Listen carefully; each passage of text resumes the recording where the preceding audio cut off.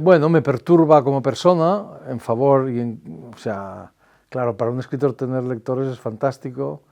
Yo nunca pensé que iba a ser un escritor profesional, nunca pensé que iba a ser un escritor conocido, eso nunca entró en mis planes, nunca, no se me pasó por la cabeza jamás. Yo vivía en provincias, era un profesor en la universidad. Entonces, por un lado me alegró, como es natural, y por otro lado me perturbó también. Yo nunca había tenido un enemigo en toda mi vida y de repente empecé a tenerlos. ¿Como escritor me afectó? No lo creo. No sabría decir cómo. El siguiente libro que escribí, La velocidad de la luz, está escrito, ahora lo entiendo, para, digamos, superar ese momento que era complicado, ¿no? De no ser nadie a ser demasiado. Entonces, pero como escritor no creo que me afectase tanto, ¿eh? Lo dudo mucho. Lo dudo mucho. Pasé a ser un escritor profesional, pero poca cosa más.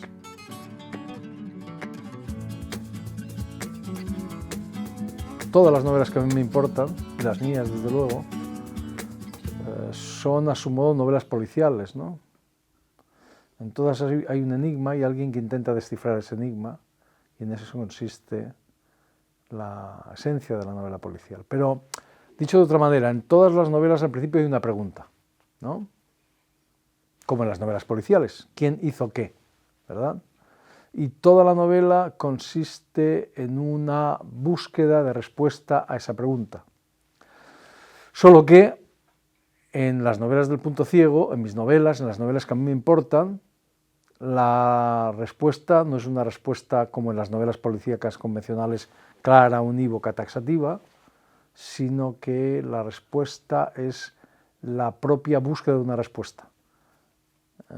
Es decir, la propia pregunta, el propio libro. Es decir, no hay una respuesta, como digo, clara, unívoca, taxativa, sino que la respuesta es siempre ambigua, contradictoria, poliédrica, ¿no? En el fondo, como digo, no hay una respuesta clara. La respuesta es eso, la búsqueda de una respuesta, la propia pregunta, el propio libro. Eso quiere decir que la ambigüedad es un elemento absolutamente esencial en la novela, o si se quiere, la ironía. La ironía es el instrumento principal de conocimiento de la novela, tal y como yo la entiendo, ¿verdad? ¿Qué es la ironía? La ironía es muy sencillo, muy sencillo, pero no tan sencillo quizá.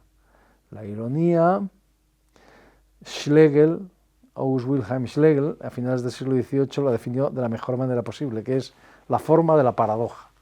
Es decir, Don Quijote, Cervantes es quien inventa la ironía en este sentido moderno y quien la coloca en el centro de la novela. Don Quijote está totalmente loco, pero al mismo tiempo es un hombre completamente cuerdo.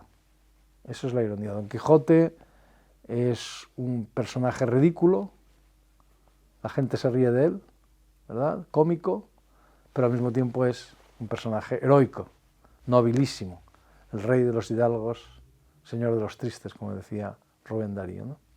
Las dos cosas al mismo tiempo. Entonces, en las novelas del punto ciego, lo que hay es eso, es una ambigüedad central. Don Quijote está loco, no está loco. Don Quijote está loco y no está loco a la vez. Moby Dick es el bien y es el mal. Joseph K. en el proceso es culpable y no es culpable. Mejor dicho, no sabemos si es culpable o no es culpable. Bueno, eso es el punto ciego, ¿no? Un no saber que en el fondo nos hace saber mucho más que si supiéramos.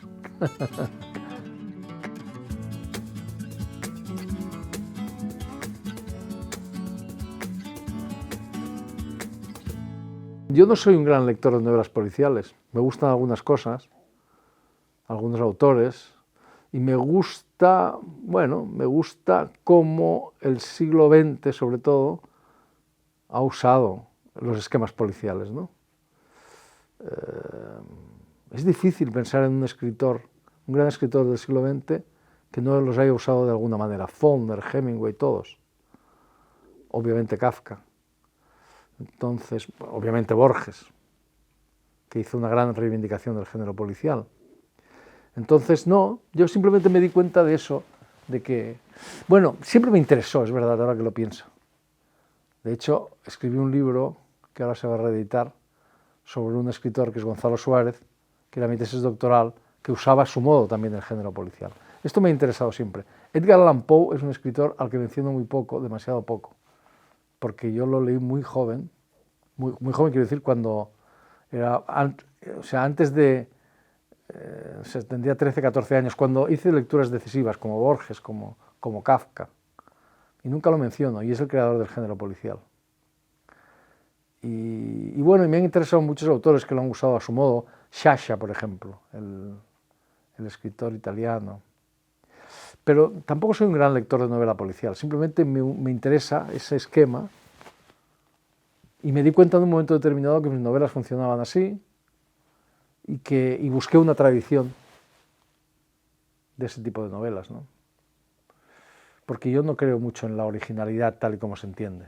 Creo que como dice Eugenio Dors en la famosa frase, todo lo que no es tradición es plagio. Entonces, la verdadera novedad siempre está en el pasado.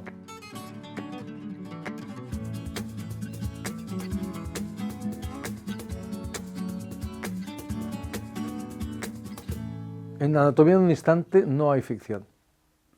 Es decir, no hay invención de hechos. En las novelas sin ficción no hay fantasía, no invento nada. En El loco de Dios en el fin del mundo, en El impostor, en Anatomía de un instante, ahí no hay nada. Puede haber imaginación, en el sentido en que lo usan los historiadores, ¿no? Es decir, la literatura completa, efectivamente, las cosas. Pero no hay ficción en el sentido en que lo hay en Terra Alta, ¿no? En la trilogía. Ahí hay ficción. Nunca es ficción pura, porque la ficción pura no existe. La ficción pura siempre es una mezcla de ficción y de realidad, ¿no? Pero en las novelas sin ficción yo prescindo de la invención de hechos y me ciño a los hechos conocidos, ¿no? A los hechos realmente acaecidos. Entonces hay una diferencia clara entre la ficción y la memoria. Bueno, no sé, la ficción y la memoria en realidad está bastante clara la distinción, ¿no? Bueno, la ficción se construye con memoria también, ¿no? Pero son cosas distintas. Sí. No, la diferencia que hay en mis libros es una diferencia entre las novelas sin ficción y las novelas con ficción. Las novelas con ficción puedes hacer lo que te dé la gana. Las novelas sin ficción no, tienes que ceñirte a los hechos.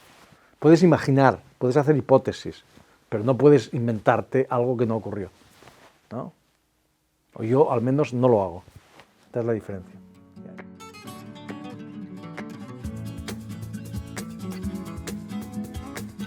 Depende. Yo no tengo un sistema de escribir novelas. Cada novela, cada libro es distinto. Cada libro funciona de una manera distinta. No sé, Anatomía de un instante, por ejemplo, lo que pretende es contar lo que realmente ocurrió, hasta donde yo sé. Porque me di cuenta de que sobre el golpe de Estado del 23 de febrero había una cantidad de ficción enorme, que pasaba por realidad, que pasaba por historia, y era mentira. Entonces yo intenté ceñirme a los hechos, o sea, apartar las ficciones, ¿verdad? Y construir con esa realidad un relato novelesco, porque la construcción era novelesca. En cambio, con Anatomía de un instante, en cambio, con Soldados de Salamina funciona de una manera distinta. Y en cada libro mío, yo no tengo una fórmula. No tengo una fórmula. Cada libro busca su propia forma, encuentra su propia forma. Creo que esto es lo indispensable para un escritor. Un escritor que usa una fórmula es un mal escritor. No hay fórmulas. Hay que encontrar para cada pregunta que te formulas, que te haces, es decir, para cada libro que escribes, hay que encontrar la manera adecuada de formularla. No hay dos libros que tengan una misma forma, porque si es así, uno de los dos es malo. Yo intento no escribir malos libros.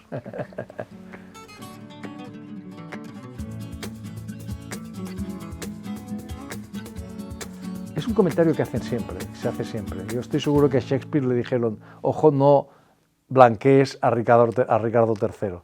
Pero los escritores nos dedicamos a comprender. Y hay gente que no entiende que comprender no es justificar. Me ha pasado toda la vida. O sea, si yo escribo una novela sobre un fascista, yo tengo que entender a ese señor. ¿Comprendes?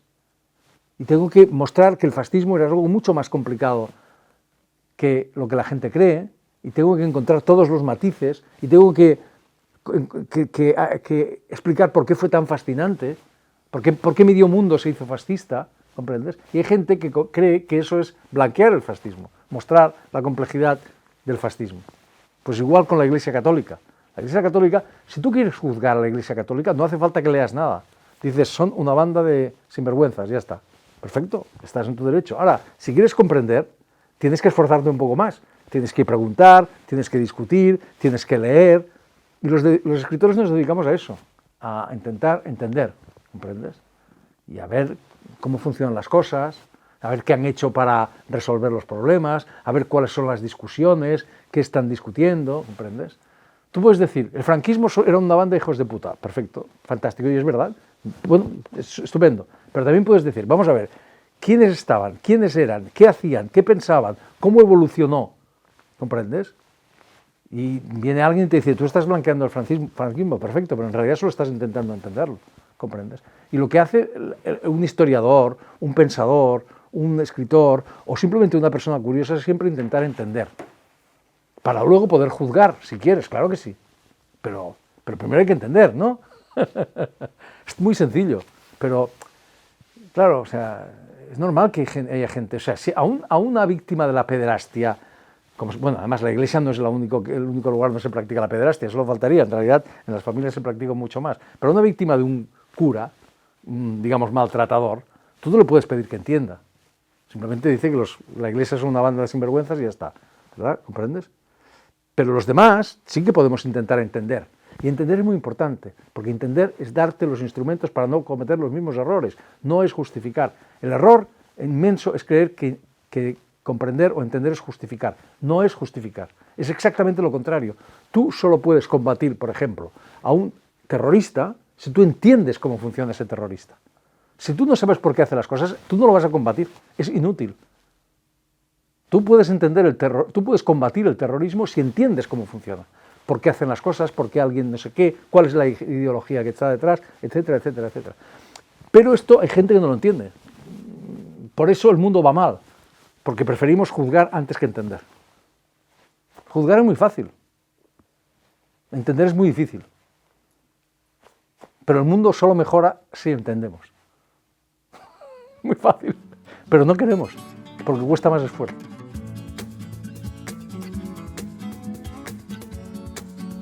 Sí, esto es una calamidad, es un desastre. Pero yo soy un novelista, pero también soy un ciudadano normal y corriente. En España, pues la lectura de mis libros está contaminada por los grandes temas que tratan, la guerra civil, la transición, no sé qué, el catolicismo, y además porque yo soy una persona pública.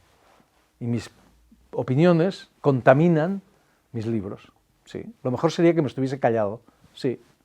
Pero yo soy un novelista, pero también soy una persona normal y corriente, un ciudadano, y entonces digo lo que pienso.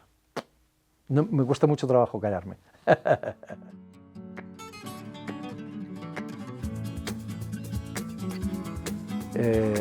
Sí, por ejemplo, mira, el último libro de Héctor Abad es estupendo, se titula Ahora y en la hora, sobre un viaje a la guerra de Ucrania, en el cual, bueno, cayó un misil encima de él, literalmente, y mató a una persona que estaba con él. Es un libro muy interesante, muy valiente, muy difícil, es una crónica de ese viaje, digo muy valiente porque hay un alegato en favor de los ucranianos. Y es un libro que está muy bien, muy bien. Y luego he leído muchas cosas, por ejemplo, me gusta mucho últimamente de los vivos. Yo releo más que leo, pero bueno. Por ejemplo, he leído un libro ahora que hacía 30 años, no, más de 30 años que no leía, que es el Doctor Faustus de Thomas Mann. Lo he leído por cosas y me ha gustado más de lo que me gustó cuando lo leí, fíjate. Hacía mucho tiempo que no leía a Thomas Mann. y qué sé yo. Y hay un escritor que me gusta mucho que es John Fosse, el noruego, premio Nobel de hace unos años. Está muy bien.